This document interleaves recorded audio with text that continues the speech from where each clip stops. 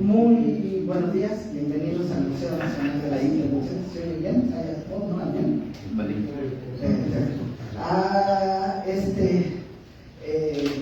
Ceremonia evento del 5 de mayo. El 5 de mayo es una de las piezas claves en el calendario cívico, más para el Museo de las Intervenciones, por lo que es un gusto que nos acompañe hoy Héctor Stauber para la presentación de su libro y la directora del museo, la maestra Susana López. Me pasa a la directora el currículum de Héctor Stauber y el de ella para tocar la presentación del libro. Héctor Stauber, quien es nuestro invitado especial, es autor de la obra que tenemos el gusto de presentar. Él es licenciado en Maestría en Historia por la Universidad de Veracruzana y doctor en Historia por el Colegio de México. Es investigador del SNI nivel 1, especialista en el periodo de la Reforma Liberal de la Intervención Francesa en México. En experiencia docente, ha dado cursos en la UNAM, en el Instituto Mora, en la ENA y en el CINE. Entre sus otras obras encuentra el Ejército Liberal en la Reforma, Guardia Nacional, Fuerzas Militares y Movilización Popular, 1854-1831, publicado por el Fondo de Cultura Económica y el Colegio de México, y Resistir el francés, Historia Militar de la Intervención Francesa. Además de haber coordinado el volumen colectivo El Combate Camarón y otros episodios de la Intervención Francesa. Entre sus reconocimientos se encuentra el premio al mejor proyecto de investigación en la International Commission on Military History, el premio Gastón García Cantú por la mejor tesis doctoral en forma compartida del INEM, el premio de la Asociación Española de Historia Militar y la mención honorífica del premio LASA, la Latin American Studies Association. Cabe mencionar que esta primera edición se publicó de la obra que presentamos, se publicó en 2021 por la editorial del Gobierno de Veracruz, y esta nueva edición de lujo en todas sus acepciones por la forma y el contenido es por el sello editorial de Mar Adentro, a quien agradecemos mucho la coordinación para la presentación de este libro y de este evento. Atrás está la visita de Mar Adentro para que pasen a comprar el libro y otras publicaciones de Mar Adentro. De esta ocasión creo que traen una selección muy escogida con obras de Ricardo Pérez Monfort y de Guido Sartre. También pues es un gusto que es el primer 5 de mayo de la directora del museo, también es como una primera bienvenida en esta fecha sumamente importante. Susana López, nuestra directora licenciada en Economía por la Universidad Iberoamericana, maestra en Historia de México por la Facultad de Filosofía y Letras de la UNAM. Desde hace 2 décadas se ha encaminado a la investigación, la documentación museográfica, la curaduría de exposiciones y temas historiográficos. Ha sido curadora de diversas exposiciones temporales, como el centenario de la Soberana Convención Revolucionaria de Aguascalientes, 1914-2014, en el Museo Regional de Aguascalientes, a 65 años del voto femenino, en el Tribunal Electoral del Poder Judicial de la Federación, la Ciudad de México en el arte, Travesía de 8 siglos en el Museo de la Ciudad de México y los presidentes ante la Nación, 1917-2018 en Palacio, 1917-2018 en Palacio Nacional. En 2020 realizó la corrida e investigación documental para la exposición permanente de la Casa Presidencial Lázaro Cárdenas, inaugurada en el Complejo Cultural Los Pinos en octubre de 2020 y con motivo del 50 aniversario luctuoso del general Lázaro Cárdenas. Entre sus artículos publicados se encuentran colecciones, Museos de la Independencia a la Revolución, Maximiliano de Habsburgo, Emperador de México, a 150 años de la llegada del gobernante viajero y la ciudad incierta, la Ciudad de México, durante la primera mitad del siglo XX. Ha dictado conferencias en México y España sobre varios temas a la Guerra Civil Española y los pequeños republicanos que llegaron a México en junio de 1937, conocidos como los Niños de Morelia. asociativa de la Sociedad Mexicana de Geografía Estadística, la primera sociedad científica en México, fundada en 1833, que ha obtenido varios reconocimientos como el premio INA en la categoría Miguel Covarrubias de museografía con el proyecto Casa Presidencial Las Eucarinas. Le cedo a la editorial la moderación de este tema.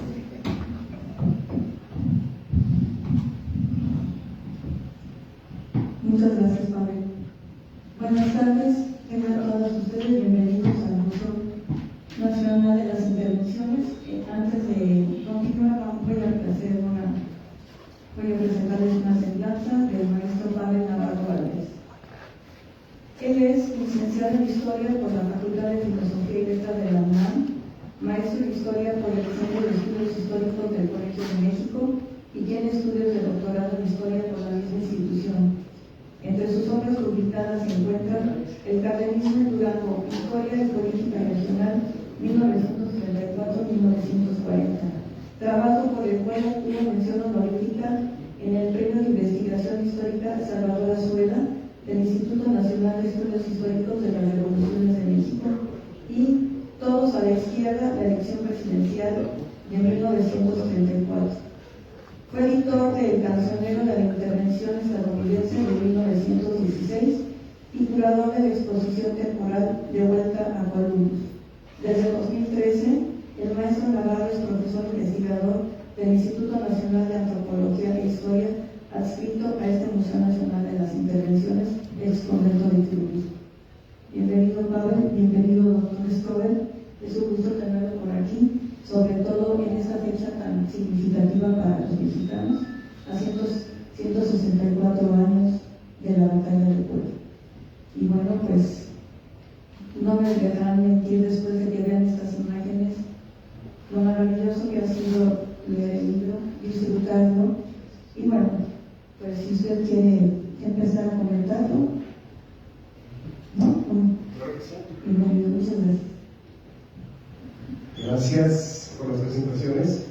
El día de hoy la presentación va a ser más bien un diálogo, pero me gustaría empezar a apuntar unas cositas de este ejemplar que estamos presentando hoy, ¿no? Porque como ya lo dijeron, es una segunda edición. Y quisiera sobre esto decir algo importante, y es que la primera edición no solo se agotó, sino que apenas salió, a mi gusto quedó obsoleta, porque fue una edición que hice yo en pandemia, de modo que me faltó sobre todo revisar varios museos. Y además algo importante, apenas ese año se donó una colección fabulosa de grabados y además de acuarelas del periodo al Museo Histórico, al Archivo Histórico de la Defensa de Francia, que logré consultar apenas pocos meses después. Entonces, cuando vi eso me di cuenta que este libro ya estaba, que la versión anterior estaba correcta, ¿no? En principio por eso. Pero también porque no había podido yo acceder al acervo del Museo de Arte del Estado de Veracruz, un museo que es fascinante, que entre otras tiene esta imagen que les muestro acá en pantalla, es decir, estas litografías que fueron después de ser elaboradas en Francia, fueron coloreadas por mexicanos. Vamos a hablar también ahorita un poco de la traducción de estas imágenes, pero estas litografías que fueron originalmente hechas para la prensa francesa, a través de bocetos, a través además de fotografías en ocasiones, llegaron a México, ¿no? A través de la prensa, y después son coloreadas por mexicanos. Pero no solamente eso, en este museo también hay pintura al óleo, otras litografías, otros grabados que, pues, a mi gusto, el libro tenía que rehacerse. Entonces, esta nueva edición que tenemos acá en mesa es una edición que tiene 60 imágenes nuevas, ¿no? De las 200 que ya tenía antes, ahora tiene 60. Y hacer también, tal vez una última acotación antes de pasar la palabra a Pablo, y es que este libro tiene dos propósitos, ¿no? El primero es contar una historia, cómo se desarrolló la intervención francesa en Veracruz, ¿no? Un tema que a mi punto de vista era muy importante, no solamente porque la intervención empezó ahí, sino también porque acabó y porque tuvo un desarrollo también bastante significativo que muchas veces había sido ignorado a la luz de lo que había ocurrido en el resto del país. Casi siempre se le daba poco a Puebla, a la Ciudad de México, al Bajío, al norte, donde Juárez está refugiándose, pero este proceso en Veracruz había sido un poco relegado. Entonces me interesaba un poco eso, ¿no? Narrar la historia, describirla, qué ocurrió en Veracruz en este episodio, a través de las imágenes. Pero la otra parte de este libro es que me interesaba también contar la historia de las imágenes. Ya les hablé un poco de grabados, ya les hablé también un poco de acuarela, pero el libro también incluye fotografía. El libro también es la historia de la pintura académica veracruzana, es la historia también del grabado, ¿no? Y también algo importante es la historia de las clases populares que son pintadas, pero que en ocasiones también pintan. En ocasiones también en esa guerra, que es una guerra que nunca hay que olvidar eso, es cruenta, es violenta, la población está enredada en ella. En esta guerra esa gente está invertida, marcha con los ejércitos, experimenta los ejércitos, es violentada, pasa fuego cruzado. Entonces, estas experiencias de la población civil también eran importantes y solamente podían explicarse a través de la historia de estas 260 imágenes que incluye el libro.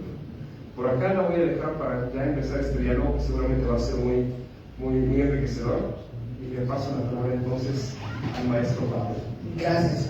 La historia ilustrada de Veracruz en este caso cumple lo que promete. Es una historia ilustrada. Normalmente el vicio de los historiadores es hacer un guión historiográfico y ya cuando está terminado irle poniendo imágenes para rellenar. En este caso no. Cumple el que se combine el guión, hablo como un historiógrafo, ¿no? El discurso escrito, el texto, con una historia en donde todas las imágenes complementan, ninguna le sobra, todas aportan al guión de tal manera que hay que irlo leyendo el texto y las imágenes a un solo momento, ir pasando, porque ninguna, les digo, está para rellenar. De tal manera que es un uso muy completo de las imágenes como fuente. El discurso de esta historia de la intervención en Veracruz, este lugar que siempre ha sido, como diría usted, era muy sufrido este pedacito por ser la puerta de entrada, pero que ante el renglón de las batallas en Puebla, de la del 5 de mayo, después el Crucero, quedaba reservado como un telón, un lugar de un escenario preparatorio para desenvolver la intervención en la región. Como que por Veracruz tenía que darse porque por ahí entra, pero en este caso la historia de Héctor sí va analizando tanto la llegada, las repercusiones, el bloqueo, el desembarco y todo lo que se va sufriendo en Veracruz como un escenario que, como bien dice, sufre la guerra de 1861 a 67. Es decir, mientras en otras partes la ocupación va siendo de manera gradual, va entrando, se retrae, como puede ser en Tabasco, incluso que la ocupación se logra vencer antes de que llegue el propio emperador, la regencia es un desastre en Tabasco,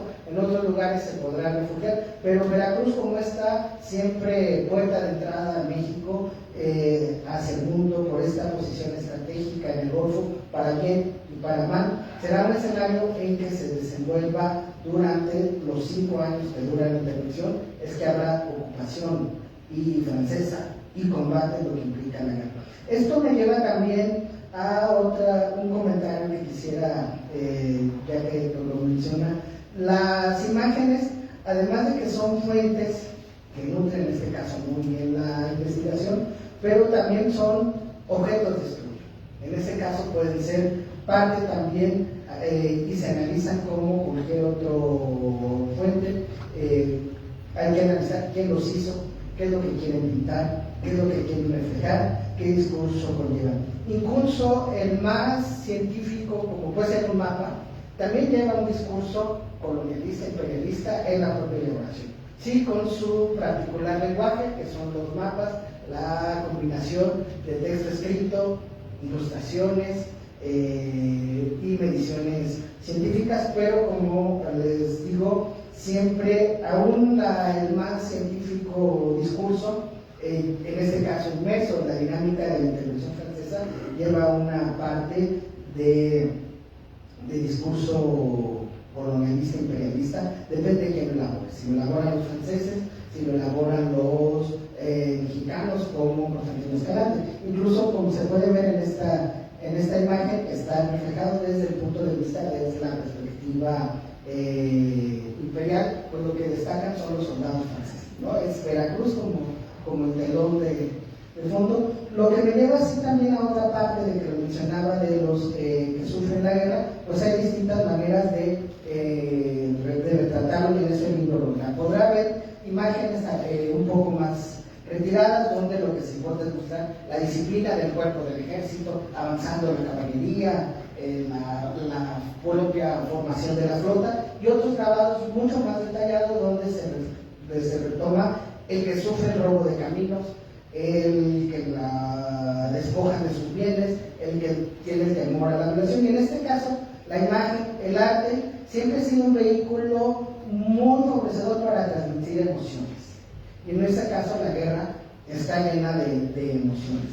En este caso, no sé si nos querías comentar cómo es esta parte de trabajar con el arte, para armar un discurso simulbélico, es una historia militar, finalmente lo que presenta Héctor, pero también encajarlo con esta mezcla de las emociones. Últimamente están de moda la historia de las emociones, pero también, así como les decía, en las historias científicas siempre caen en eso, ahora que se hace historia de las emociones, siempre se menciona el resentimiento del combate, y es la primera que sale.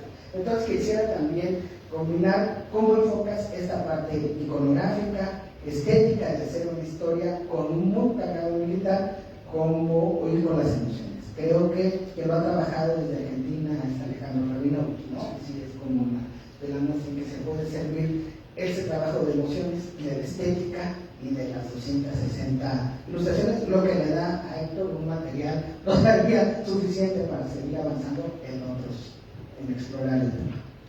Claro, antes de tocar el punto de las emociones que se me hace central también, quisiera hacer una aclaración, ¿no? Ya un poco Pablo también lo mencionó ahorita.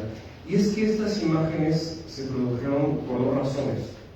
Muy intencionalmente para ser un vehículo del imperialismo, para ser además un vehículo de la promoción, de la justificación de la intervención en México, para ser también en ocasiones pintura que iba a ser expuesta nada más y nada menos que en Versalles, que en el Louvre y en otros museos, en ocasiones también fotografía como esta que tenemos en pantalla, pero también hay otras imágenes, ¿no? Y eran más bien las imágenes privadas, las que tomaban, como yo un poco les mencioné hace rato, soldados que simplemente querían tener recuerdos. Habían ido una guerra a otro país, ya habían pasado antes por otros países, acordémonos que Francia ha tenido intervenciones en Indochina, en Argelia sobre todo, en este momento también hay en Túnez, también en Siria. Entonces estas intervenciones les dejaba a los soldados un sentimiento de registro, ¿no? De llevar un recuerdo. Había soldados que llevaban cámaras fotográficas, eso es muy interesante. Acordémonos, la fotografía apenas llevaba 30 años de ser inventada. Hoy es bien fácil sacar el smartphone y tomar fotos, y hacer un álbum, ¿no? por lo tanto de tus viajes, pero en esta época no. En esta época además requería que la gente estuviera estática al menos un tiempo, que estos soldaditos no se movieran tanto, iban a ser borrosos, si no se dan cuenta un poco, los caballos están marchando adelante, se ven un poco más borrosos que el resto, de modo que era una tecnología nueva. Y estos soldados además llevaban sus registros en diarios. También tenemos diarios mexicanos que acompañan en muy raras ocasiones algunas imágenes. En el caso de los diarios del ejército francés son un poco más comunes. Entonces tenemos diarios que acompañan fotografía y en ocasiones también dibujo. Hay un autor que sobre todo me interesa mucho, Auguste Chateau, y digo autor más que soldado porque llevó un registro espléndido de la intervención a partir de sus ojos, ¿no? A partir del 62, regimiento de línea, él llevaba un registro de lo que veía. Y lo que veía, a mi gusto, es fascinante, no solamente por todo el registro de lo que él interpretaba por México, ¿no? Sino porque por las cosas que le llamaban la atención.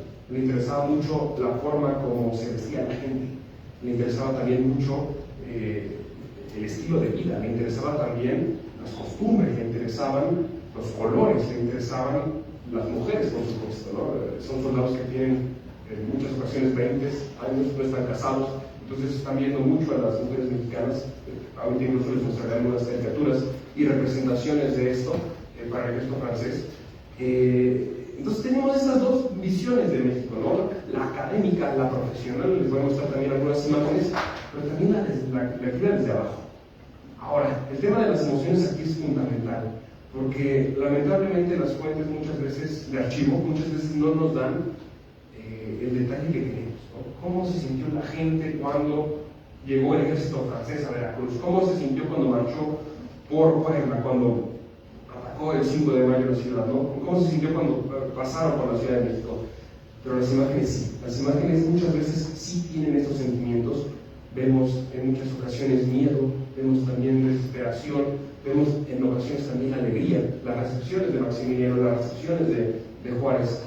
De modo que es una fuente, a mi gusto, fundamental para ir entendiendo esto, ¿no? Aquí una de esas caricaturas de las que les hablaba sobre la expectativa de los soldados hacia las mujeres mexicanas, tal vez no alcancen a ver y además es en francés, pero le está diciendo un soldado al otro, ¿no?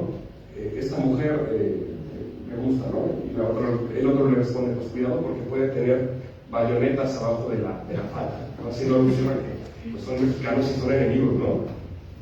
Pero también tenemos la visión contraria, que es la representación de la mujer indígena, que era la que no se esperaban. Ellos esperaban más bien ver algo exótico a la española, pero encontraban mujeres indígenas y también se burlan entonces de su apariencia y de sus costumbres. Lo mismo también en ocasiones con los mismos mexicanos. Acá tenemos a un chinaco, como acostumbraba a vestir, acuérdense que tenían ropas holgadas porque iban todo el tiempo a caballo, y pues este soldado se burla de él, ¿no? Le dice, podemos entendernos en algún momento de política, pero nunca de ropa. Entonces estas formas de representación también son importantes.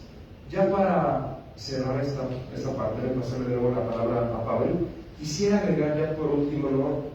este fenómeno, ¿no? Es algo que yo de hecho he estudiado mucho, el reclutamiento forzoso.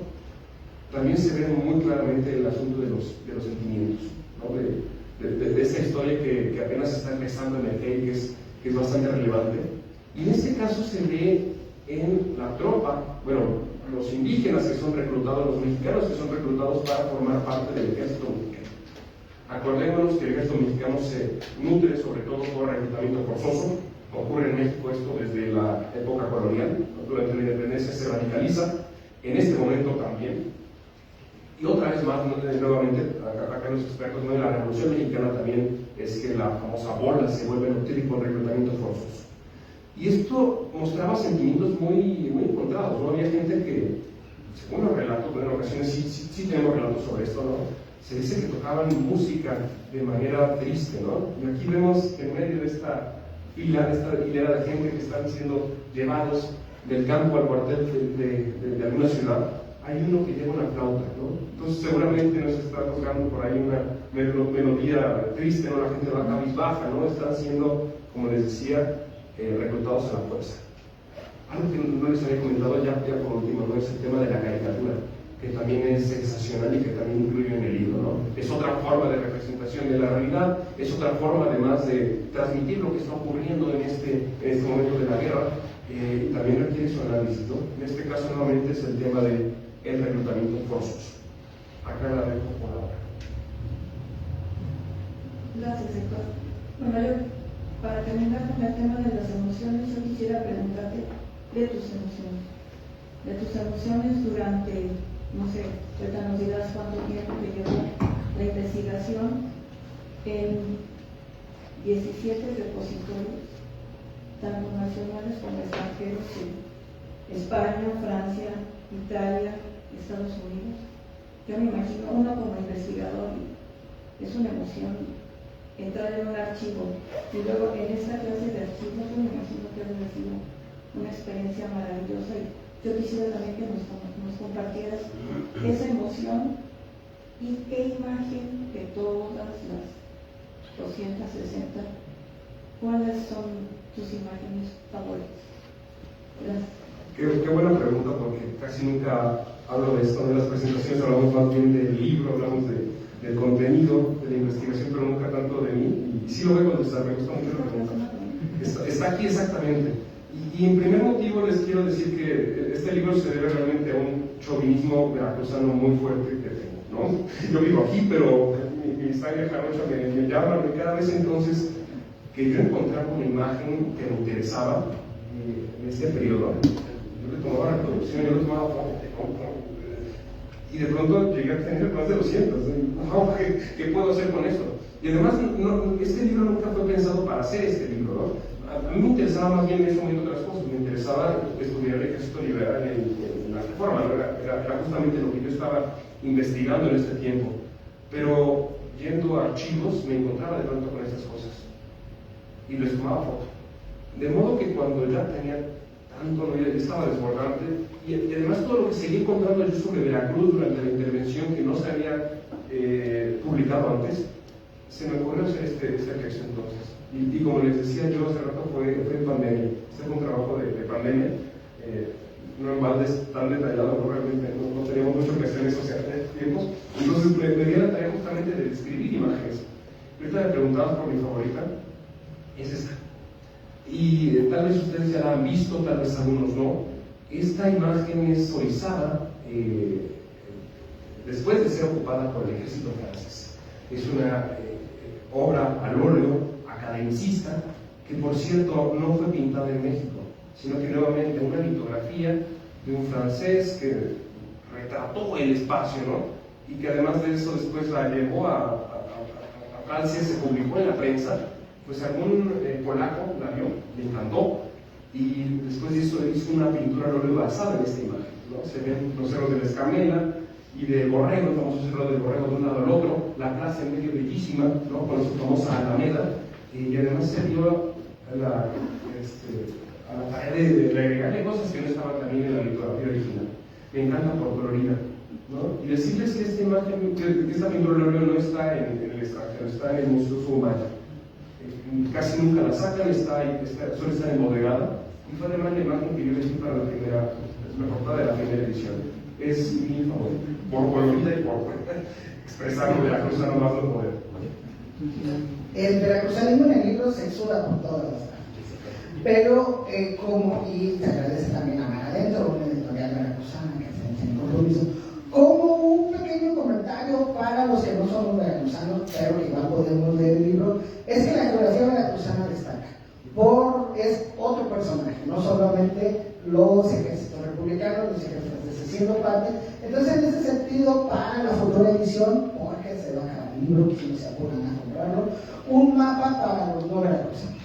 En este caso sí se despliega Orizaba con todos estos valles, con los enormes cerros, el Cerro del Borrego, la Escamela. En otros lugares se podrá ver el Pico de Orizaba y el Cerro Negro, pero para los no veracruzanos, un mapa que nos ubique en estas intríngules de tierra adentro, dónde está Medellín, dónde está Soledad, qué diferencia de alturas hay entre el puerto y avanzar a la Antigua, al Cero. Entonces, en ese sentido, sería como un comentario que te digo, los mapas sí son otro, además, claro, por elaboración propia, porque tienen otro lenguaje distinto al de las imágenes. Entonces, sí, yo sé que agregar un pequeño apartado con mapas, pero para que la geografía veracruzana destaque siempre, como lo hacen las imágenes que se van presentando, entre las cañadas, los ríos, los puentes, los lances, los avances de los ejércitos, los retrocesos, las diferencias de regiones entre el puerto, Jalapa, los valles de Córdoba, de Orizaba y de la Huasteca, un mapita para ubicar a los no veracruzanos dentro de tanto veracruzano. No nos quedaría perfecto.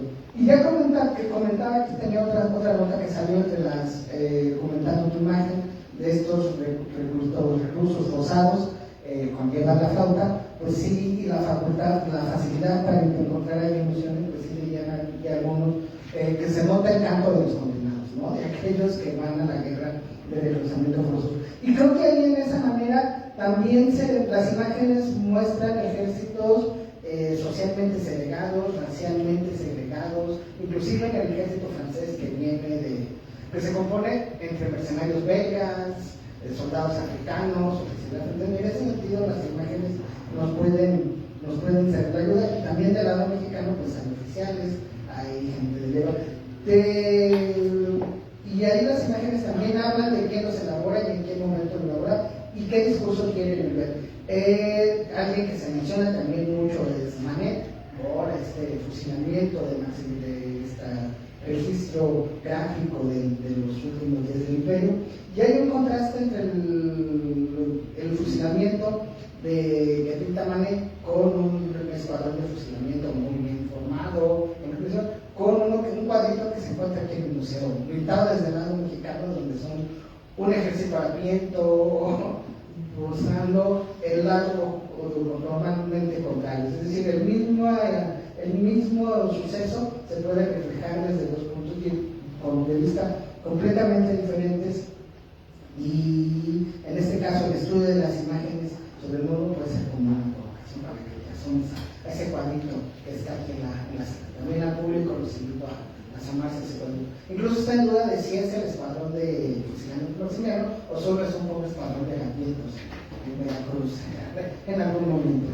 Lo que me da también a esta parte de que mencionabas de Veracruz como el gran escenario, que en este caso quedó muy bien hecho, la intervención francesa en el Estado, pero también ahí nos va mostrando imágenes que pueden servir como para futuras investigaciones, para futuros libros o para armar otro tipo de discursos.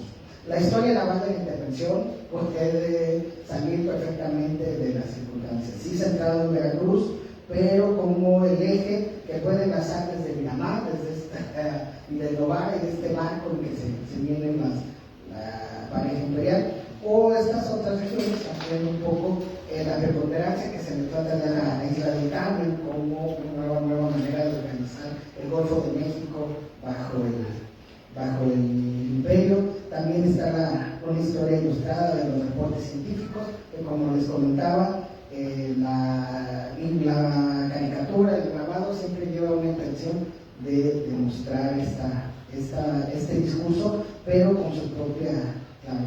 Y darle también, tal vez, tomar un autor o uno de tus personajes que conoces, como por ejemplo, se ha trabajado para la intervención estadounidense las litografías de Carnero. Por ejemplo, aquí, el profesor Juárez tomando una sola serie de conjuntos, también pueden salir un solo libro que los enmarca. Entonces, con las 260 imágenes, entonces, pues tienes como vetas para dónde seguir trabajando. Pero sí esta diferencia, sobre todo, que te marcaba entre la producción mexicana y la producción, qué tanto se denota en el cariz de las imágenes, qué tan discurso tan separado se logra, porque finalmente, si da tiempo, regresamos a otra. Sí, porque ya me pasaste 4 preguntas de golpe. Pero está muy bien, ¿no? Nos da temas para discutir. Y en primer momento yo quisiera tratar este asunto que toca sobre el reclutamiento y bueno, ya hablé ahorita sobre el reclutamiento en México, sobre la forma en la que se formaban los ejércitos, sobre además la desigualdad con la que se reclutaba, ¿no? Porque sobre todo se iba sobre los indígenas y sobre las clases populares. Y además hablo de indígenas en general porque muchas veces es difícil, ¿no? Se nos pierden en las fuentes. En muchas ocasiones sabemos que eran totonacos, que eran aguas de la Sierra Norte de Puebla, que eran indígenas de varias regiones de Oaxaca, pero muchas veces las fuentes no nos dan para tanto. Pero también el asunto del reclutamiento es interesante para el ejército francés, como mencionaste hace un momento, ¿no? Originalmente la expedición estaba preparada para que fueran únicamente marinos, ¿no? Se pensaba que los marinos estaban aclimatados, una palabra muy de la época, del Caribe, entonces iban a tener más éxito en México que otras fuerzas militares. Y en segundo momento también se mandaron tropas de Argelia, tropas que llevaban 30 años peleando en Argelia, entre ellos los suavos, entre ellos los famosos cazadores de África, también los tiradores de Argelia, ahorita les hablaré de ellos.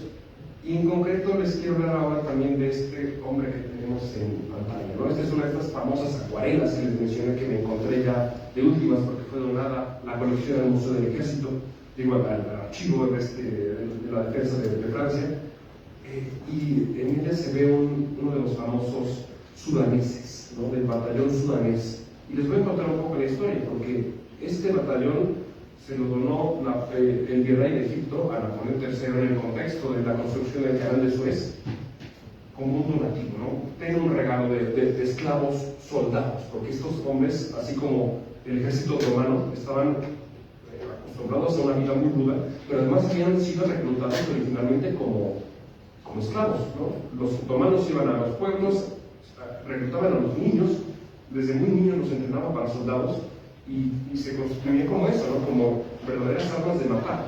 Lo único que sabían hacer estos hombres eran matar. Y en concreto estos fueron reclutados en Sudán por los egipcios y se lo regalan a Napoleón, en un contexto además en el que la esclavitud está siendo muy debatida. En los años 60 se está librando la guerra civil estadounidense, Francia ya por la esclavitud, también Reino Unido, también prácticamente todo el mundo, no por ahí Brasil, no, y Estados Unidos peleaba por eso, y llegan a México en este contexto. Entonces también un poco a través de eso se puede vislumbrar esta noción de liberalismo y de reclutamiento dentro del tiempo francés. La otra cuestión es que además se mandan a México porque en esta época se pensaba que la población negra podía resistir mucho más las enfermedades y además el calor veracruzano, lo cual es completamente falso, ¿no? Al igual que cualquiera le puede picar el mosquito de la fiebre amarilla y se muere, ¿no? Lo mismo con el calor. Entonces, un poco también respondía a estas visiones racistas de la época. Y el otro tema, ¿no?, que por ahí quedé pendiente era el de la famosa... Ay, porque no tengo la imagen, perdón. Los tiradores de Argelia, ¿no? Los tiradores de Argelia era otra unidad también reclutada con nativos de Argelia que eran enviados igualmente a la guerra, ¿no? En este caso se reclutaron en Argelia porque hay una conquista, hay una guerra de conquista en este momento. Y se pasan a México pensando también un poco esto, ¿no?, que la aclimatación de estos soldados podía corresponder a la guerra que iban a librar en México. Ahora les voy a mostrar una serie de fotografías, ahorita las voy pasando, sobre también de Chateau, del día de Chateau. Me gustaría que las vieran con atención en lo que también seguimos el diálogo, porque también quisiera tratar el otro tema que apuntaste, ¿no?, y es el de la Marina. Yo creo que este asunto es fundamental, porque hay que acordarnos que en este momento México pasaba problemas muy graves para construir una marina nacional, una marina de guerra. Los pocos barcos que se lograron alguna vez comprar, ¿no?, al inicio de la independencia fueron perdidos durante la guerra de los pasteles. Después de eso, cada vez que había una guerra en México, la marina se dispersaba. Cada vez que había además una intervención, por ejemplo la estadounidense, la marina era nuevamente era secuestrada, ¿no? Y en este caso no fue una excepción. Cuando llegó el ejército francés, también se robó los barcos, pocos barcos que tenía México. De modo que se hizo dueño el ejército francés del Golfo de México muy fácil. Y eso le dio muchas ventajas. Un golfo que además era la forma más fácil de conectar Veracruz, ¿no? Este estado que es tan largo, ¿no?, que además justamente es largo por eso, porque se conectaba muy fácilmente por mar, fue de esa forma muy fácilmente atacado y ocupado por las guarniciones francesas, ¿no? El famoso Eclair y la Grenade, dos barcos, sobre todo estos actuaban en el sur de Veracruz, desde Sotavento hasta también Tabasco, fueron los responsables de mantener el comercio del palo de tinte, ¿no?, desde la isla del Carmen, que como ya mencionó hace un momento Pavel, se separó casi de inmediato del gobierno republicano para aliarse a Juan Nepomuceno Almonte y al ejército francés para conservar su comercio de palo de tinte. Pero también en la Huasteca, ¿no?, y en Tamaulipas. Estas regiones también fueron muy fácilmente ocupadas desde el mar por barcos franceses. Y también podemos hablar también del Pacífico, que fue el otro gran tema también de este momento. Igualmente la Armada, las fuerzas navales del Pacífico de Francia, estaban por cierto apostadas desde Indochina, llegaron al Pacífico e igualmente pudieron ocupar, gracias a su poder naval y a la carencia de una marina mexicana, estos puertos, ¿no? Y ya para ir cerrando estas preguntas, porque nos acabas de decir que tenías otras más que tuviste que cerrar, ¿no? Mostrar estas imágenes, ¿no?, que son fascinantes, son fotografías de este oficial francés, en donde se puede ver Veracruz en la época, ¿no?, el puerto de Veracruz, sus calles. Ojo con las mujeres que están en la foto de medio, también muy importante en la cosmovisión de México por los franceses. Y bueno, nuevamente algunos gráficos. Con esto, entonces, te paso de nuevo la palabra. Gracias. Sí, cuando mencioné lo de historia naval también pensaba en el Pacífico, pero no quise nombrarlo para no herir susceptibilidades pero sí, también se puede realizar este tema. Y como también has mostrado, sí hay un intento de tropicalización de la guerra por parte del ejército francés. Tal vez un poco, siempre hay que remitir a quien ha trabajado, de mexicanizar la guerra, diría la doctora Pani, pero como que no se logra del completo, ¿no? O siempre partiendo de que es el ejército francés intentando estrategias para tropicalizarse o para mexicanizarse, ese es más efectivo, pero marcando siempre que son tropas francesas. Y como lo mencionabas, a la parte más baja le tocarán las misiones más peligrosas, defender a los arrieros y a los carros de diligencia los caminos veracruzanos a la parte más baja del ejército francés y más peligrosa, que será también lo que sufra, o estas estrategias de contraguerrilla muy violentas contra la población mexicana, pero finalmente dijeron por franceses, ¿no? Son esta parte de tomar estas experiencias de buena parte del mundo, inclusive muy agresivas, para hacer la contraguerrilla mexicana. También sería otro de los puntos que tratar. Y así también en esta parte de memoria que se va dejando con banderas que se tienen en el Museo de Camarón, de estos, cómo se ha recuperado esta memoria de estos sitios, el más grande, el más siempre reconocido es Camarón, que vienen los ejércitos franceses. Entonces sería esta parte de la otra parte, siendo los ejemplos pues, un no un obelisco, pero sí atacan los caños. Entonces te voy a preguntar que lo retomas, no como la parte central de tu investigación, pero que sí vas saliendo estos lugares de memoria de la campaña. El primer asunto que tratas no es el de la exotización de México, la tropicalización. Yo un poco ya he dicho la palabra aclimatación clara que se usaba en la época, y ese acto también tocaba el tema del Pico de Orizaba. Y quisiera empezar también con eso a través de esta litografía que tenemos en pantalla. Y es que cada vez que se hacía una representación de un paisaje, de una ciudad, un campo, tenía que salir el Pico de Orizaba al fondo, ¿no? A quienes ha estado en Veracruz, pues saben que es prominente, pero que también no siempre se ve, y nunca así de grande, ¿no? Esta imagen que tenemos en pantalla es Jalapa, donde sí se ve el Pico de Orizaba, pero pues no con estas proporciones. Solía exagerarse mucho la forma en la cual se veían además de eso, la naturaleza, ¿no? Vean el paisaje, vean, esto es una ciudad capital de un estado, parece que está en medio de la jungla, ¿no? Entonces era otra cosa que solía exagerarse mucho. Pero también, un poco para ser justos con los soldados franceses, es importante también entender esta triangulación, porque quien hacía este boceto en este momento, ¿no? Quien hacía este boceto en México, lo hacía rápido, ¿no? Lo hacía a lápiz, en ocasiones también lo hacía con fotografía, y era redibujado a como podía entenderlo el litógrafo Racine en las prensas francesas, y en ocasiones, como les decía yo, exageraba, en otras ocasiones incluso falseaba perspectivas, en otras ocasiones hasta aumentaba por ahí algunos detalles. Entonces es importante notar esto, ¿no? Porque no solamente era la visión de la persona que originalmente había hecho el boceto, sino también la visión del litógrafo en Francia, que nunca había estado en México. El tema ahora, que también tratas, es muy importante, de la violencia en esta guerra, es muy relevante. Ya lo había mencionado yo hace rato, es una guerra muy cruenta, es una guerra por la que México padece, y sobre todo el asunto de la memoria en torno a Dupin, que es tal vez el mayor incluso chivo expiatorio de las grandes muertes en esta guerra, y además en Veracruz es central, ¿no? Dupin, para quien no lo sepa, es el principal contraguerrillero de Veracruz. El capitanea una fuerza de 300 guerrilleros que está encargada en principio de perseguir a las guerrillas, pero también de castigar a los pueblos. Entonces, cada vez que el hombre va pasando por un pueblo en el que se entera que se vendió producto robado, apoyan a los guerrilleros, algunos guerrilleros están en el pueblo, pues lo queman.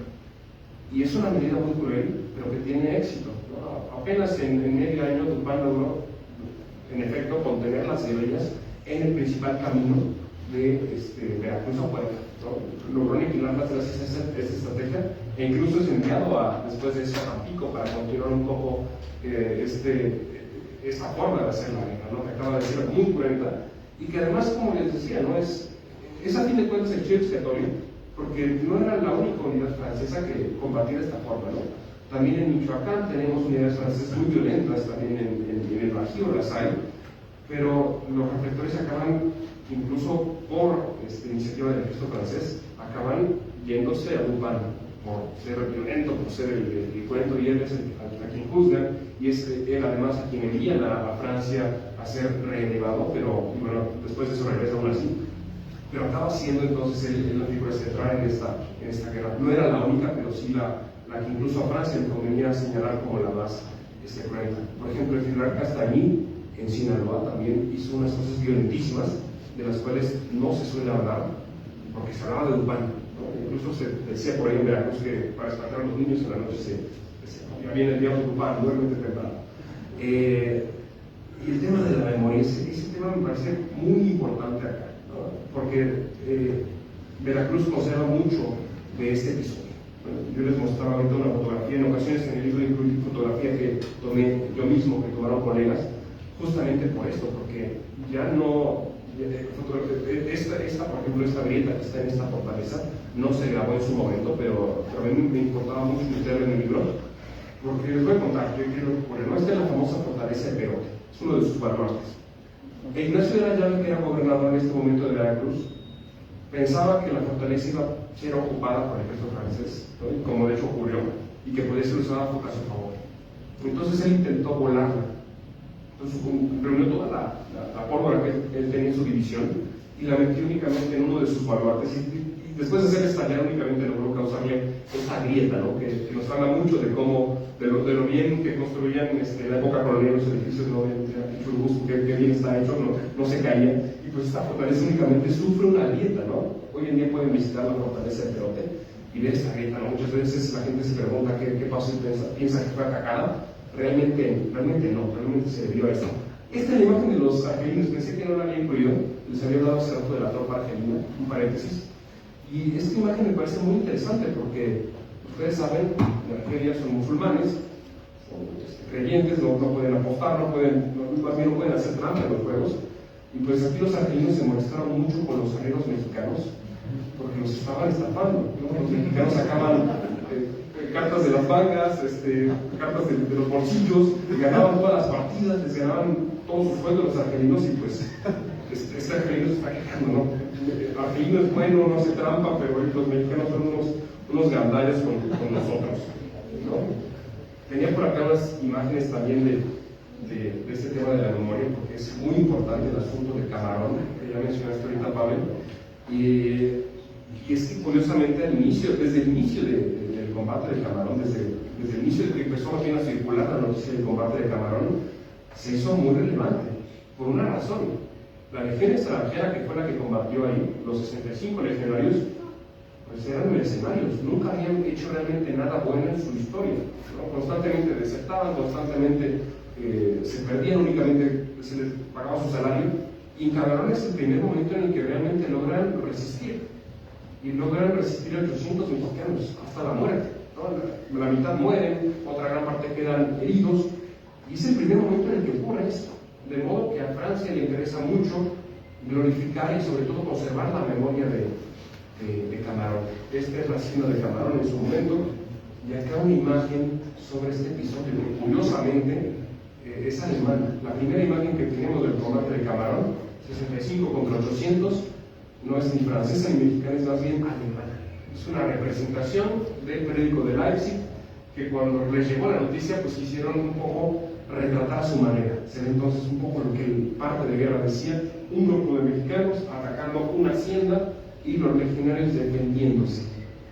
Quisiera dejar aquí el asunto de la memoria porque más adelante quisiera hablarles de otro tema muy importante, que es la memoria más bien imperial, porque en Veracruz se conserva mucho de eso. Se conservan llaves de la ciudad, se las puede mostrar, se conservan recuerdos, se conservan además familias que eran muy cercanas a Maximiliano, que recibían de pronto fotografías, recibían además de su vajilla. Ahora que presentamos el libro en varias partes de Veracruz, me encontraba con descendientes de soldados, me encontraba con gente que había pasado un día con Maximiliano, unos descendientes de gente que había pasado un día con Maximiliano, y es interesante esto, ¿no? Porque la memoria en Veracruz sigue muy viva, sobre todo en Orizaba y en el puerto de Veracruz. Pero ahorita, les repito, vamos a tratarlo tal vez con más calma. No, si quieres, una vez pasamos a la memoria imperial y un poco a la memoria conservadora, que por cosas del destino pues sigue yendo a país, ¿no? A Puetlaches, a honrar a Porfirio Díaz, pero que es un combatiente contra el Reche, ¿no? Pero como la memoria tiene retuertos y recuerda, nos da vueltas para hacer estos cruces, ¿no? Entonces, si quieres, vamos directamente a la memoria imperial y a la memoria conservadora. Sí, muy buen problema. Bueno, hablando de la memoria imperial, me llama mucho la atención encontrar dentro de todas las imágenes una carta, el texto de una carta de Maximiliano, a las autoridades de Jalapa en junio de 1865. Y bueno, pues hay que hacer notar que Maximiliano en los 3 años que estuvo aquí en México realizó 5 periodos de viajes, 2 de ellos a Veracruz, el segundo viaje y el quinto, ¿no? En este segundo viaje estuvo en Orizaba, Jalapa, en Perote también, estuvo en Perote. Y bueno, aunque es un texto, los lectores podemos ver a través de esta imagen pues mucho de la personalidad de Maximiliano, incluso su firma, la escritura parejita, derechita, y bueno, eso es muy bonito, eso es muy ilustrativo, y bueno, quisiera que nos contaras acerca de por qué incluiste dentro de todos estos grabados, óleos, mapas, planos, una carta. Gracias. Claro. Bueno, ya pasamos al imperio. Y tal vez antes de responder las preguntas y de hacer este diálogo, quisiera hablarles de esta litografía que tenemos en pantalla, porque también es muy interesante. Es una representación que se hizo en Viena cuando se tuvo noticia de que Maximiliano había llegado a Veracruz. Acordémonos, él llega el 28 de mayo del 64, perdón, y pues supuestamente no hay una buena acogida, ¿no? Tal vez podemos hablar un poco de ese tema. Y entonces desde Viena se imagina cómo en Veracruz se representa de esa forma, ¿no? Como podemos ver en pantalla, ¿no? Maximiliano con Carlota de brazo, algunos de sus oficiales de marina y la población recibiéndola, ¿no? Gente que pues tal vez no necesariamente sea muy mexicana, pero están ahí al parecer dándole flores.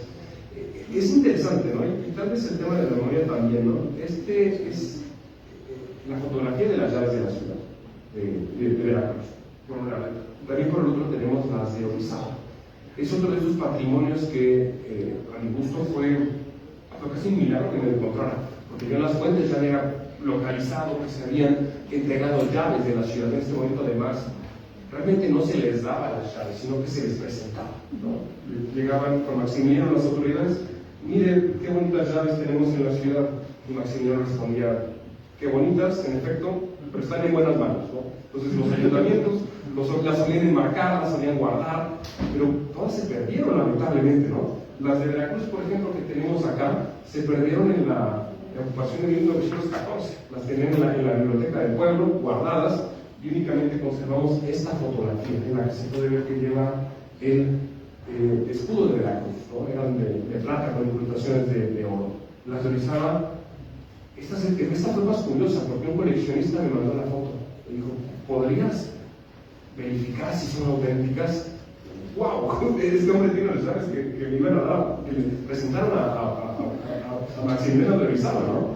Y también nuevamente tienen el escudo, y bueno, es privado la persona, no puedo revelar su identidad, pero decirles que ya no están en México, ¿no? Lamentablemente no las quisieron comprar, se las trataron de vender a museos en México y nadie las quiso comprar, y ahora están en Alemania. Entonces, bueno, ni modo, pero aún así sabemos que existen. Las de Jalapa sabemos que eran de plata, que eran muy pequeñitas, pero en algún momento también se habrán perdido y seguramente fundido, ¿no? Ahora, el asunto también de la memoria, como decía hace rato Pavel, es muy conservador. Por lo general, quien suele tener en la actualidad un acercamiento, incluso le da misas a Maximiliano, pues suele ser gente que añora estos episodios, que van a Père Lachaise, como mencionas hace rato, que incluso van a la capilla que se construyó para él en Querétaro, donde se fusiló en el Cerro de las Campanas, y también está muy viva, ¿no? En este caso también hay una memoria en torno a Leonardo Márquez, y también en torno a la gente que fue autoridad de Veracruz en estos momentos. Por ejemplo, Domingo Buró, tal vez a usted no le suene tanto, pero en Veracruz se le recuerda por haber sido el que empezó con las obras de remodelación del puerto, y después de eso llevarlas adelante en el Porfiriato. Entonces hay una memoria que suele ser positiva, ¿no? Igualmente en Huatusco, Veracruz, entre Córdoba y Jalapa, ¿no? Orizaba, Córdoba, Jalapa está en medio de Veracruz. Huatusco, en Huatusco también hay una memoria muy positiva sobre la intervención por José María Gálvez, quien encontrarse era muy mal recordado en Jalapa. En Huatusco sí se le quiso porque pavimentó, porque no sé qué. Entonces suelen hablarse mucho de estos episodios para justificarse este asunto, ¿no? Entonces les decía, la memoria de Veracruz en este momento es importante. Ahora el asunto que tocaba la directora también es relevante, porque Maximiliano, como nos dijo, hizo estos viajes a Veracruz, pero sobre todo por una razón. Cuando él llegó a Veracruz, le encantó, ¿no? Le encantaba su paisaje, su exuberancia, su naturaleza, y en concreto esta hacienda que les muestro ahora en pantalla, ¿no? La hacienda de Jalapilla, que está muy cerca de Orizaba, es su lugar favorito del mundo. A él le gustaba estar aquí, ¿no? Le gustaba el clima caluroso, le gustaba la naturaleza y le gustaba además que estaba llena de bichos. Como ustedes saben, Maximiliano cuando provisionaba mariposas y otros insectos, ¿no? Tal vez no sepan, es que adelante de él siempre iba un botánico que llevaba los reptiles, él atrapaba las serpientes, atrapaba lo peligroso, las tarántulas, ¿no? Y Maximiliano estaba más bien con su red con mariposas, ¿no? Con algo que lo iba a envenenar. Pero aún así le encantaba este sitio, ¿no? Y como les decía, era de sus lugares favoritos, ¿no? Esta colección, por cierto, está ahora mitad en una isla que se compró en el Adriático y mitad también en las colecciones de los museos de ciencias naturales de México. El asunto de la carta es interesante.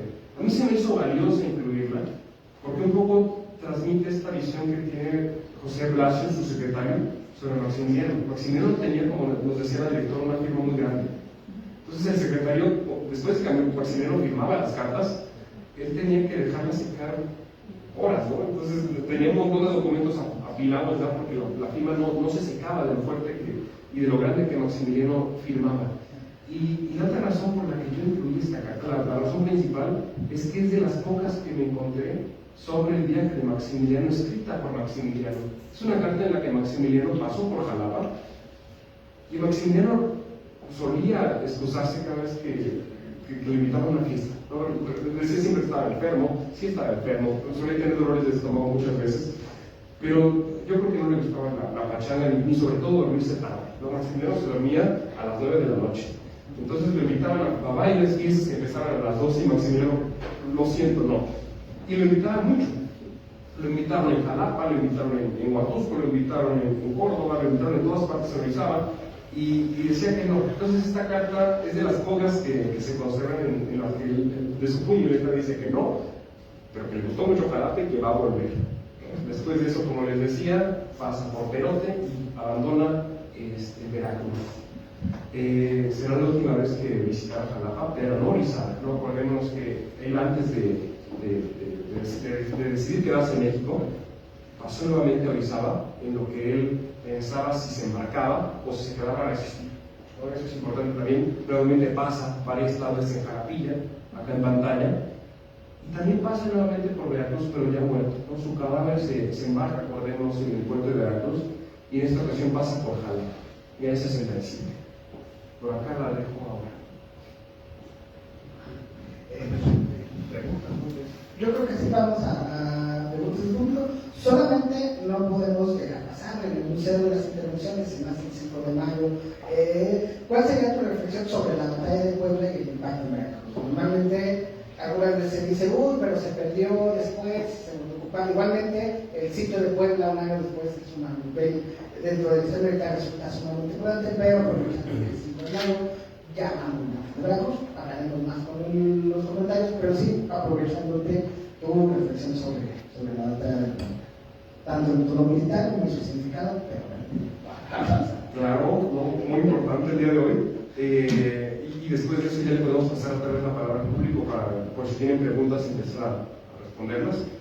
Y también quería decirles, ¿no? Antes de hablar del 5 de mayo, este es Domingo Uro, el político del que les mencionaba yo hace rato que fue el prefecto de Veracruz, con un mapa de México en esta época que me interesaba sobre todo para que se pudiera ver que Veracruz se dividió en tres prefecturas, ¿no? México se divide en 50 y Veracruz en concreto acaba con 3. Y ahora sí el tema de 5 de mayo, ¿no? Actualmente es lo que estoy investigando, ¿no? Hay un spoiler, me interesa mucho la batalla de Puebla, pero también quisiera relacionarlo con lo que está pasando en Veracruz. Y en primer momento yo quisiera decirles que justamente Lorenzés, que pierde el 5 de mayo contra Zaragoza, en gran parte se vuelve muy confiado de que iba a ganar por Veracruz, porque los dos primeros enfrentamientos que tuvo fueron en ese territorio, en ese estado, y le fue muy bien, ¿no? Se sorprendió de lo fácil que era derrotar a los mexicanos. El primero fue, como seguramente ya saben, en el Fortín, 19 de abril de 62, muy fácilmente derrota su avanzada de caballería al Chato Díaz, Félix Díaz, el hermano de Porfirio Díaz, incluso lo toma preso y logra escaparse. Y después hizo en el combate de las cumbres de Aculcingo, del 28 de abril, en el cual únicamente un batallón de Suavos, apoyado por otro batallón de línea, logra desalojar a 2.000 hombres de las cumbres de Aculcingo y causarles bajas sorprendentes, ¿no? Esto dejó sorprendidísimo a Lorences. Él mismo después escribiría que se maravilló de lo buenos que eran sus tropas. Otro testimonio de otro oficial que llegaría después incluso diría: me parece sorprendente que haya logrado realmente eso, ¿no? que derrotar a los mexicanos de manera tan fácil aquí. Entonces, cuando llega a Puebla, está muy confiado justamente por eso, ¿no? Y también otra reflexión importante de Veracruz en este momento es que, como seguramente saben, la representación veracruzana en Puebla era mínima, ¿no? Únicamente estaba la artillería jarocha que justamente defendió Guadalupe, y también el batallón fijo de Veracruz, que defendió una de las laderas del cerro, junto con, por cierto, los famosos, les iba a decir sacapuaxas, pero mejor me van a matar, ¿no? El sexto batallón de Guardia Nacional de Puebla, ¿no? Al lado de este batallón peleó también el batallón veracruzano. Realmente eran muy poquitos, pero cubrió por algo que les voy a decir, les voy a contar un chisme que acabo de descubrir. Ignacio de la Llave, que en este momento era gobernador de Veracruz, y por culpa de Zaragoza, porque Zaragoza lo mandó a cubrir Jalapa, cuando se da cuenta que Lorences iba a atacar Puebla, que era casi obvio, pues le dice: pues vente corriendo, porque urge que estés aquí. Ignacio de la Llave, que había, igual por órdenes de Zaragoza, marchado de Jalapa o a Cusco para supuestamente hostigar a la retaguardia de Lorences, pues tiene que replegarse a Jalapa o hacer algo para llegar rápidamente a Puebla. ¿Y qué creen que se le ocurre entonces? Subir el pico de Orizaba con jarochos. Entonces, que muchos iban descalzos. Entonces pasa por las laderas del pico de Orizaba, le toca además tormenta, le toca, que es helarísima para quien no haya estado en el pico de Orizaba, y se le mueren 6 personas. Y cuando llegan a Chalchicomula, estaban todos enfermos. Entonces, en el mismo momento que Zaragoza estaba siendo derrotado en las cumbres de Aculcingo, entonces le escribe a Zaragoza: oye, pues acabo de llegar, pero estoy en esas condiciones. Y pues Zaragoza se enoja con él, ¿no? Y le permite entonces regresar a Veracruz por Jalapa, ¿no? Darse la vuelta por Perote y regresar a Jalapa. No sin antes, eso sí, decirle: pues al menos dame las tropas que llevas y que aguantan el frío, ¿no? Entre ellas la famosa brigada del Estado de México de Berriozábal, que estaba incorporada a la división de Veracruz, pero también estas 2 unidades que ya les mencioné ahorita, ¿no? Y que su desempeño fue fundamental. No les miento, pero la artillería jarocha, junto con las otras unidades que defendieron en Puerta de Guadalupe, los moreños y los queretanos, fueron fundamentales para que no cayera el fuerte de Guadalupe y que finalmente la batalla se ganara, ¿no? Entonces, creo que es una reflexión interesante que gracias por preguntármela, porque tal vez no hubiera salido de otra forma, ¿no? Y yo creo que entonces, de mi parte, es todo, y les paso la palabra, ¿no? Seguramente habrá preguntas por acá. Si alguien en el público tiene alguna pregunta, ahorita. Les paso el micrófono porque, como transmitimos por internet, necesitamos, no sé cómo sería que le pongan para la transmisión. Y creo que sería tal vez mejor agrupar preguntas, ¿no? Sumar 3 preguntas.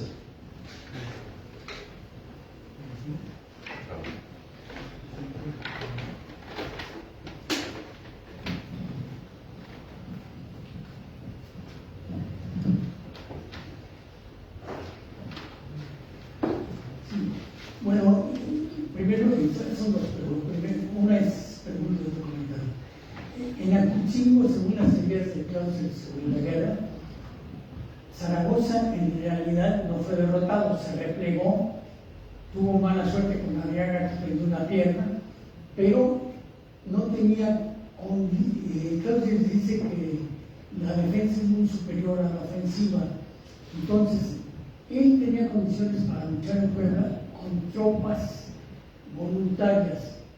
Combatir en Aculcingo requería una capacidad de organización que solo el ejército francés tenía. Entonces, desde mi punto de vista fue un encuentro de contención y no en la búsqueda de solución. Por lo tanto, pudiera ser de derrota y repliegue estratégico.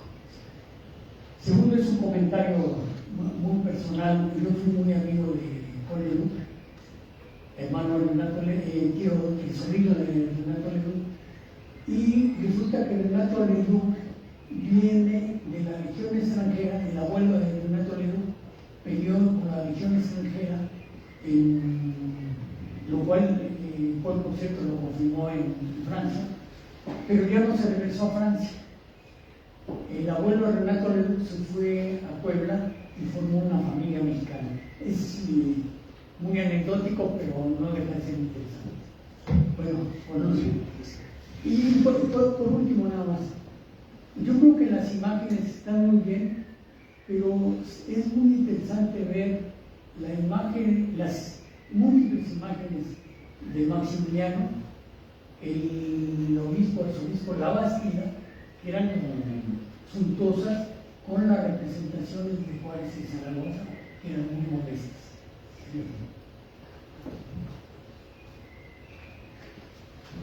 ¿Alguien más? ¿O allá?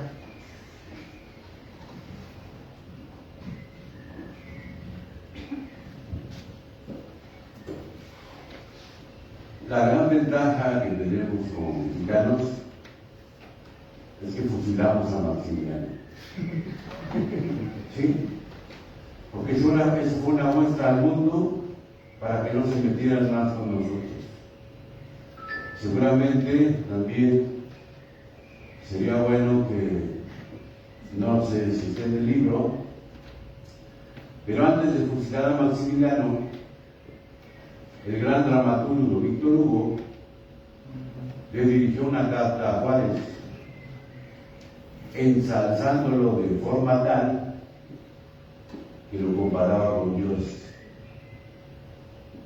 Se las recomiendo que la lean para que vean la entereza de ese indio zapoteca, como decía Fernando Benítez. Independientemente de todo el apoyo que tuvo de los norteamericanos, tuvo los pantalones para fusilar. Y la respuesta que él le da a Víctor Hugo fue: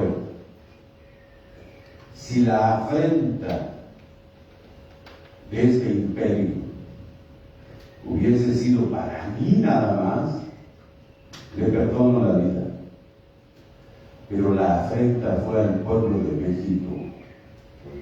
Por esa razón hay que fusilar. ¿A qué voy con este comentario? La grandeza de nuestro pueblo, de nuestro país, siempre ha sido minimizada en muchos aspectos, sobre todo por los extranjeros. Y un paréntesis: a mí me llamó mucho la atención que dijeras tu sangre jarocha con un apellido, no sé de dónde sea, pero no le veo nada de jarocha, ¿no? Y qué bueno que de alguna forma te llamó la atención este episodio de la grandeza de nuestro país. Porque como yo les decía a algunos de mis alumnos, si no hubiese ganado Juárez, quién sabe qué sería de nosotros. A lo mejor no hubiésemos existido, porque los franceses no tenían ni han tenido nada de empatía con la humanidad, que no sean blanquitos y ojos azules como mi pastelería, ¿no? Claro que por eso subieron los pasteles, se les debían, era al imperio que menos se les debía, ¿cierto o no? ¿Tenemos otra pregunta atrás? Sí, nada más la opción es, te agradezco tu libro, pero yo sentí que iba a estar la exposición más profunda en cuanto al contexto. Lo voy a checar, pero te felicito por la sangre jarocha que tienes. Gracias. Pasamos para atrás, por favor. Buenas tardes. Hablando del comentario anterior, creo que también es importante realizar que no solamente Víctor Hugo, ¿no? También hay un embajador de México en Estados Unidos recibe noticias de Austin indicando que Francisco José le pide a Juárez cantar con civismo a su hermano, ¿no? Inclusive hay una dama con el título de princesa de Salazar que va con Juárez y se arrodilla, ¿no? Entonces, a veces se piensa, se demoniza a Juárez, pero hay, como lo dijo, como se dijo anteriormente, Juárez tuvo los pantalones para decir, no, hubo inundación, murieron muchos soldados, hubo desastres, se fusilan. Y continuando con la pregunta, yo le felicito al profesor por la maravillosa exposición de imágenes, porque esos son fuentes de información, porque es un registro del sentimentalismo de sus autores, ¿no? Y a mí me llama la atención que las imágenes de la autoridad francesa son muy gratas a la vista. Y también, entonces, yo me imaginaría de que los autores franceses estaban como fascinados con México, ¿no? Lo digo porque soy montañista y me gustaban las imágenes geográficas de Pico de Orizaba, de la ciudad de Orizaba, de los valles. Entonces, a ver, podemos decir que el ejército francés se arraigó mucho en Veracruz específicamente, porque estuvieron, ¿cuánto? Del 64 al 67, ¿no? Si no me equivoco, ¿no? Y como segunda pregunta, yo tenía información, también por usted, de que había fotografías en esta guerra, pero me surgió la pregunta. Tal vez podría sugerirse anatomía en mi pregunta, pero creo que es consciente decirla, ¿no? ¿Se puede decir que existieron corresponsales de guerra en esta guerra? Bueno, pues sí. Gracias.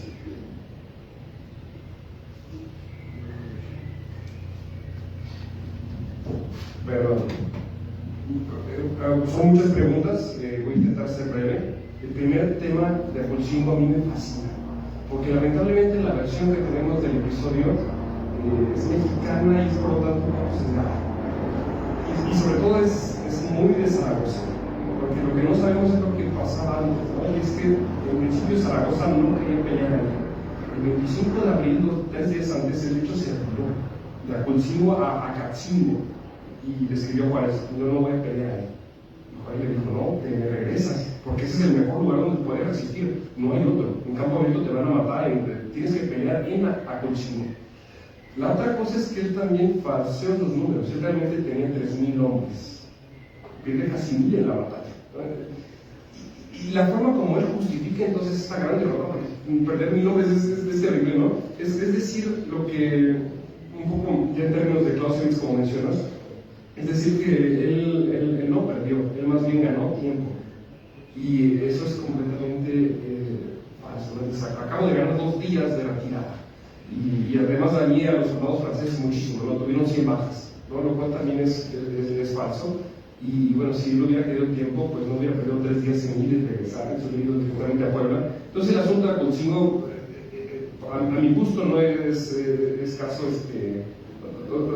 es una versión completamente falsa, ¿no? Que también debemos entender los partes de guerra como eso, ¿no? Como documentos históricos, como fuentes que hay que leer con cuidado, ¿no? Que hay que además que contrastar con otras cartas, no solamente leer el parte de guerra, sino ver otras fuentes, ver correspondencia y ver también por ahí la otra versión.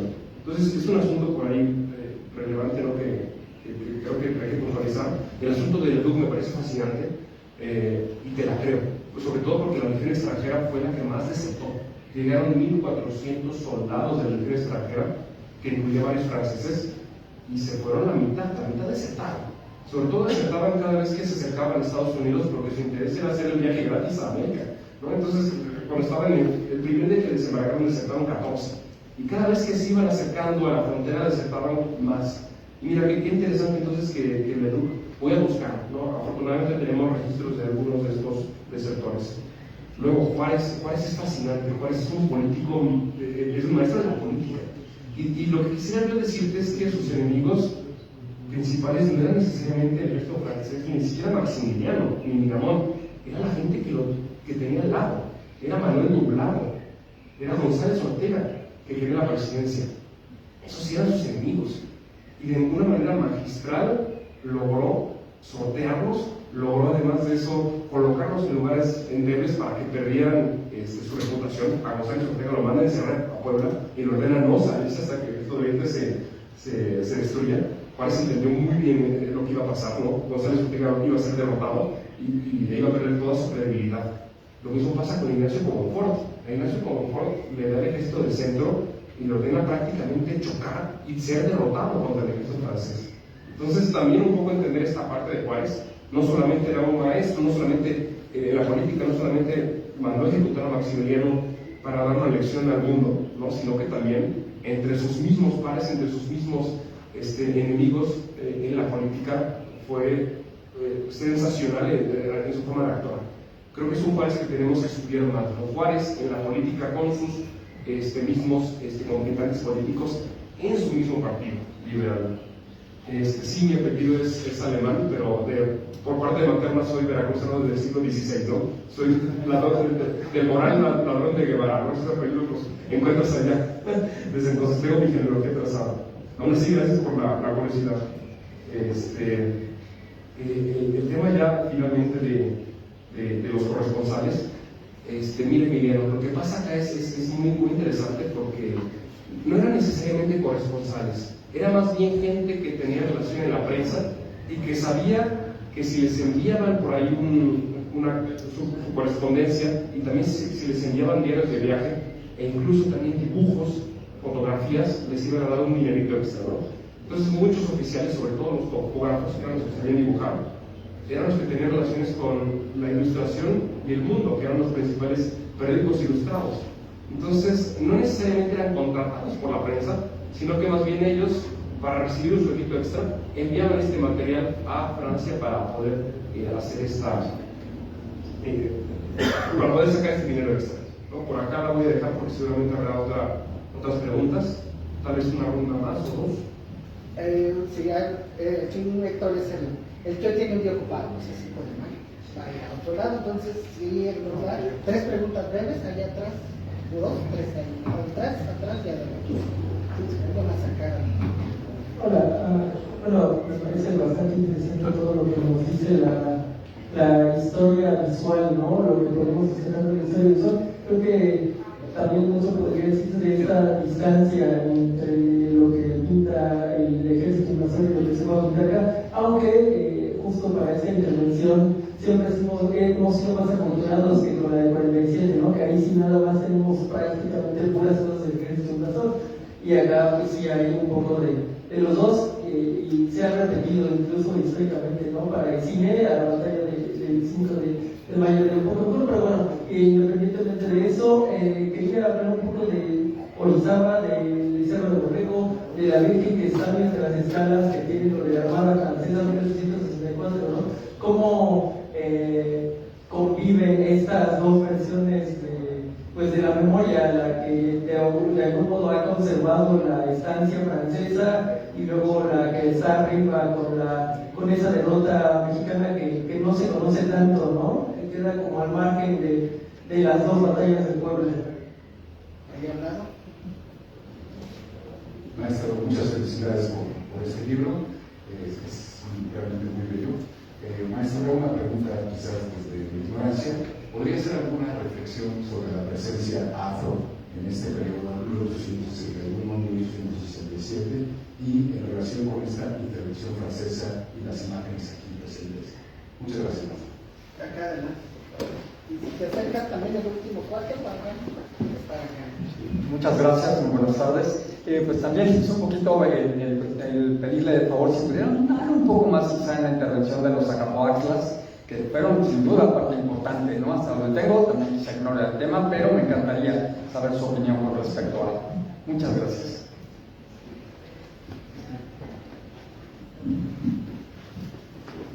Vale, gracias por las preguntas. ¿Otra más? Sí, claro, sí. ¿La sumamos? Sí, bueno, muchas felicidades por su libro. Está muy, muy interesante todo este tema. Y bueno, yo quiero andar más que nada precisamente en la cuestión de las imágenes, ¿no? Como estaba comentando el otro doctor, no las está colocando solamente como un referente, como para adornar el libro, no, sino son parte de, más bien son parte, es objeto de estudio, ¿no? Y pues mi pregunta va enfocada en eso, ¿no?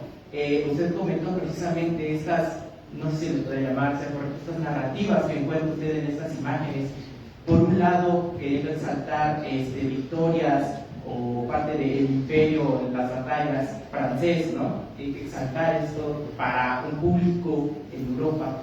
Y por otro lado, también, pues no sé si quieren llevar un recuerdo, ¿no? Simplemente un recuerdo de que algo que les gustó en el paisaje, así. Quiero saber si usted encontró más narrativas aparte de estas dos, y no solo pues, de este lado francés, sino también de acá en México, ¿no? Esa sería mi pregunta. Gracias.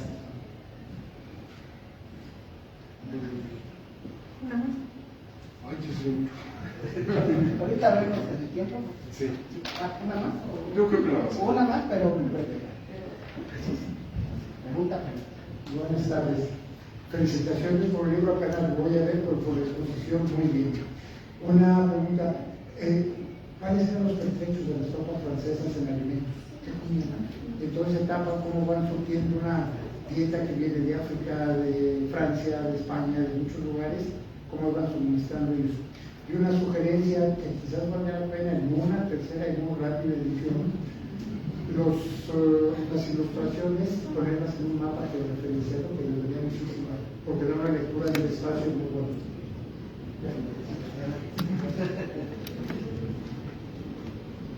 Gracias, pues son muchas preguntas. Empezamos con el Cerro del Borrego, que a mí se me hace fascinante, y te voy a decir por qué, porque es que igualmente que con Aculcingo, pasó algo con Cerro del Borrego. Acordémonos que el combate del Cerro del Borrego lo pierde González Ortega, y como les decía yo, hace rato era el principal enemigo de Juárez. De modo que, bueno, perdemos también de otra cosa más. Quien está hablando del Cristo de Oriente no es González Ortega, sino Zaragoza. Okay, entonces tenemos que la división de González Ortega, que son 2.000 soldados, es derrotada por un poquito más de 100 hombres de esta compañía de 99 de línea, sorprendidos en la noche, es completamente una catástrofe. Los agarran dormidos. Después de eso están escuchando los soldados franceses que los oficiales gritan órdenes. Entonces, curiosamente, los principales heridos y muertos no es tropa, sino que son los oficiales. Y al matar oficiales, ya la tropa no la controlas, y empieza a huir la tropa. Por eso es entonces que se pierden tantos hombres. La cosa es que, bueno, ocurre esto en el Cerro del Borrego, pero la mañana siguiente Zaragoza todavía tenía 12.000 soldados. Perdió 2.000. Podía atacar Rizal. Y lo que hizo fue únicamente bombardearla por 10 horas, bombardear únicamente la garita del Cerro del Borrego, y ya, después de eso se retira. Y a quien curiosamente se critica más es a González Ortega. No se habla de Zaragoza, no se dice por qué Zaragoza se retira, se habla más de González Ortega. Y Juárez lo usa como chivo expiatorio, ¿no? Es una jugada política maravillosa, ¿no? Su contrincante principal para la presidencia acaba completamente desacreditado en este combate. Acá la dejo porque hay mucho más que decir, pero hay poco tiempo. El tema el tema afro en Veracruz es fascinante, y en este caso también es muy importante, porque afortunadamente conservamos algunas imágenes de la población afro, que en este momento no está todavía tan diluida en Veracruz, ¿no? Entonces, de pronto tenemos soldados que claramente son afrodescendientes, y me parece maravilloso que se pueda ver esto desde la imagen.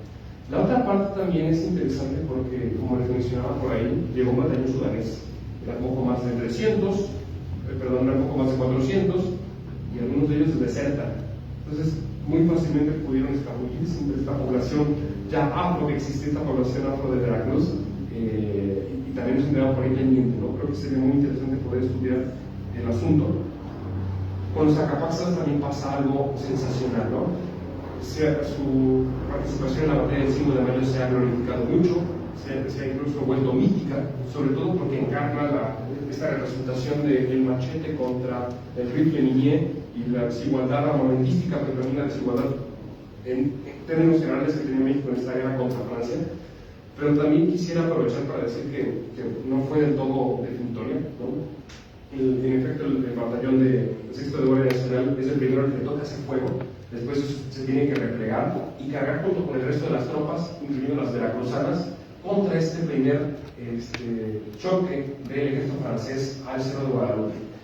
Y lo que ocurre ahí sí no es tan glorioso porque los estaban ahora sí matando, ¿no? Ellos tenían sus machetes, los soldados franceses eran muy buenos con bayoneta y tuvieron que ordenar entonces el repliegue, ¿no? A pesar de que se logra, eso sí, contener este primer embate y se logra también de hecho hacerlo con el segundo, las fuentes un poco arrojan algo así, ¿no? Que pues, tuvieron que retirarse, ¿no? Porque los estaban, eso sí, matando junto con las otras tropas, ¿no? Morenías, veracruzanas y también mexiquenses. Y aprovechar también para decir algo importante, ¿no? Muchas veces se dice, Puebla no estuvo en la batalla del 5 de mayo y de hecho le tenía un cuchillo atrás en la espalda a Zaragoza. Realmente no. Tenía 2 batallones en frente de guerra, el 6º de Guardia Nacional, que eran los acapaxtos, entre comillas, también estaba el 2º de Guardia Nacional, que era sobre todo de poblanos, pero algo que no se suele decir es que el resto del Ejército de Oriente, para reforzarse, para no volverse a nutrir, puso leva en Puebla y también en Acatzingo, de modo que muchos batallones, la mitad de sus hombres eran poblanos. El batallón, por cierto, de Querétaro, se dijo que había más poblanos que queretanos el día de la batalla de Puebla, ¿no? Entonces también interesante notar eso, ¿no? La participación de Puebla realmente sí fue importante. El asunto de las narrativas que me preguntabas, yo les mencionaba de 2, yo creo que podría agregar una más, ¿no? Y es la de la fotografía. Porque la fotografía, como les mostraba yo hace rato en pantalla, a veces no era solo de lugares, de campos, también era de personajes. Y esa más bien era una fotografía con fines económicos. El interesado acudía a un salón de fotografía, le tomaba su retrato, y yo en ocasiones usé esas fotografías para mostrar quiénes eran las personas a las que yo me refería. Entonces, también podríamos agregar por ahí también esa otra. El asunto de la alimentación es fascinante, a mí también me interesa mucho, porque sabemos que los soldados franceses llegaban con comida, ¿no? Llevaban galletas, llevaban harinas para hacer pan en el campo, llevaban además muchísimo vino, que no hay que sorprendernos, ¿no? Porque también los mexicanos llevaban muchísima aguardiente. A Zaragoza se gastaba sobre todo su dinero en ese aguardiente. Pero ya en la tierra, ya cuando se acababa esa comida, tenían que empezar a recurrir a lo local. Entonces, tenemos descripciones hermosas sobre cómo llegan a la tortilla, ¿no? Incluso cómo la llaman la crepa de maíz. Me encanta ese nombre, ¿no? Porque a cualquier francés te va a entender si le dices eso. Entonces empiezan a consumir maíz, empiezan a consumir además picante, que también tenemos descripciones muy interesantes sobre lo que experimentan con eso. Y en el libro, por cierto, también tengo bastantes imágenes sobre la vida cotidiana de la tropa francesa cocinando, ¿no? Veracruz en concreto en este momento era un estado ganadero, y el ganado en este momento de la historia estaba suelto, ¿no? Cualquier persona podía agarrar una vaca porque el dueño no le importaba tener tantas y comérsela, ¿no? Y un poco así es que también se nutría la tropa francesa. Finalmente el asunto del mapa ya son 2 que me lo mencionan. La siguiente edición tendrá un mapa, estaba sobre todo dirigido para el público veracruzano. En ocasiones también hablo de lugares que no todos los veracruzanos ubican, Cotaxtla, Medellín, etc. Pensaba que cualquiera podía agarrar su Google Maps y aquí está. Pero bueno, creo que en la siguiente edición no estaría nada mal que lo incluyera. Gracias también por la pregunta, una sugerencia más bien. Tal vez daría tiempo de una última ronda, de 3 últimas preguntas en breve, no se extiendan mucho. Por favor. Sí, a ver. Ahí hay una, en la segunda fila. Si te quieres acercar el micrófono, si quieres preguntas, si se acercando, acortando tu mano. ¿Qué pasó? Es más largo.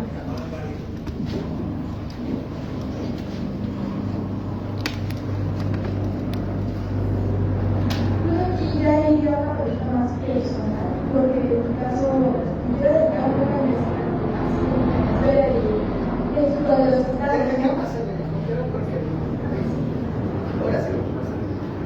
Bueno, en mi caso, yo investigaba un poco, entonces saber cómo desarrolló su investigación, cómo empezó.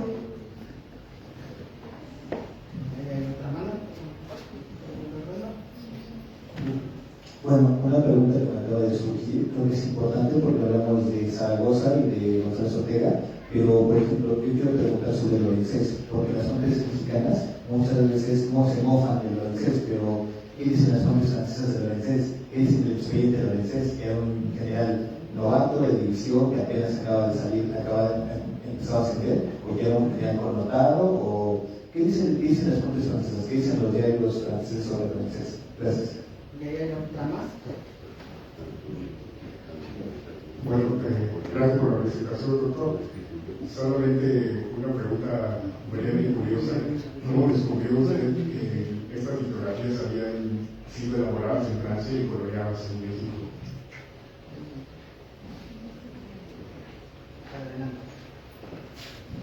Gracias, gracias por la brevedad.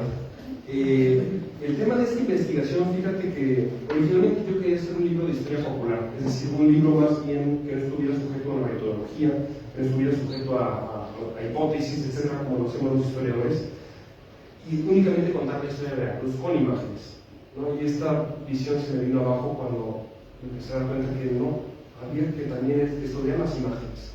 Lo que acudí entonces como herramienta fue a la historia del arte. La historia del arte, metodológicamente, estudia materiales, estudia intencionalidades, estudia colores, estudia corrientes, y estudia también esta pintura académica y también la popular, que es la que me interesaba. Entonces fue la manera como yo logré hacer este trabajo, que como te decía, un poco es algo de los dos, un poco es un libro que cualquier persona puede leer y estudiar, pero también es un libro que se puede también discutir académicamente por esta razón, ¿no? Un poco, de hecho, el diálogo de hoy fue más hacia lo académico, si se dieron cuenta. Hablamos de técnicas, hablamos de intencionalidades, hablamos de lo popular. No contamos tanto una historia, ¿no? Un poco fue la razón por la cual el diálogo se tomó así. La historia tiene que contar el libro. Exactamente. Ahora, el asunto de Lorenzés en Francia fue muy polémico, porque el ejército era una institución muy prestigiosa. Tal vez ustedes conocen el caso de Dreyfus. Ya un poco se podía asomar este asunto aquí. Entonces, fue atacado por la prensa, fue atacado por colegas incluso, pero el objetivo final del ejército fue que Lorenzés no se tocara, ¿no? Que se le respetara. Y lo que finalmente decide Napoleón es mandarlo como inspector. Lo castiga, pero le sigue dando puestos y trabajos. Y después incluso trabajaría, combatiría en la guerra franco-prusiana. De modo que el asunto es delicado, ¿no? Porque el ejército era, como incluso se lo sugiere su mismo ministro de la guerra, es la imagen del emperador. Entonces, aguas con lo cual a Lorenzés, aguas con nutrir la prensa con críticas en general, porque se iban a ir para atrás.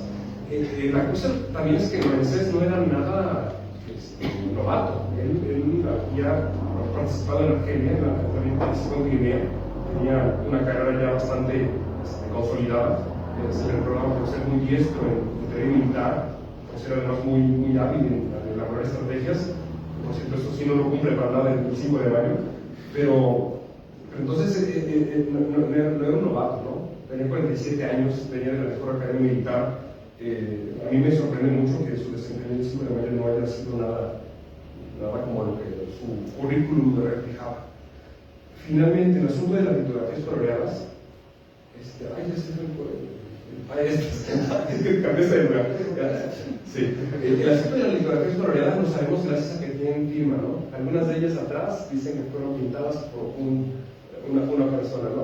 Y además sabemos que es de Orizaba porque también lo anotan ahí. No me acuerdo ahorita de nombres, pero si te interesa el tema luego lo podemos conversar. Pero a mí me parece fascinante porque es la remexicanización de algo que se ha hecho en Francia y la reapropiación aquí, ¿no? Es sensacional ese tema. Creo que así ya cerramos. Es una de las ventajas que tiene Veracruz como puerta de comercio de México, pues productos y bienes siempre entran y salen, ¿no? A diferencia de otros estados, ¿no? En este caso, sí, siempre va a estar invadido, siempre es el primero que llega en México, pero la riqueza cultural de origen y la que llega por los vectores de los bajos y los puertos, pues también le da otra particular. Muchas gracias, Héctor, que sea la primera de muchas colaboraciones con el Museo de las Intervenciones y le dejo la palabra a la directora. Muchas gracias, Pablo. Pues sí, también muchísimas gracias, Héctor, por esta presentación y a ustedes, el público que nos visita, por asistir y comprobar que este libro es imperdible, la verdad. Bueno, Este tema da para mucho más, pero pues por cuestiones de tiempo no nos queda más que dar por terminada esta presentación, no sin antes darle un reconocimiento. El Instituto Nacional de Antropología e Historia, a través del Museo Nacional de las Intervenciones, extiende el presente reconocimiento a Héctor Strobel por su destacada participación en la presentación de su libro Historia Ilustrada de la Intervención Francesa y el Imperio Veracruz, 1861-1867, llevada a cabo en este recinto el martes 5 de mayo de 2026. Muchísimas gracias.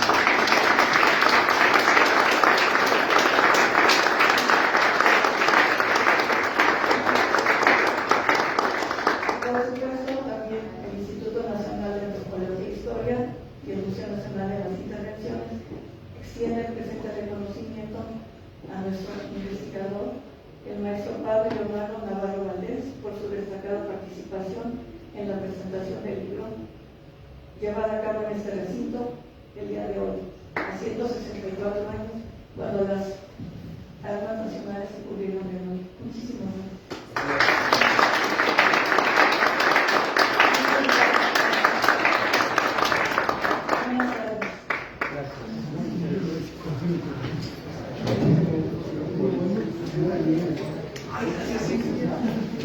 gracias.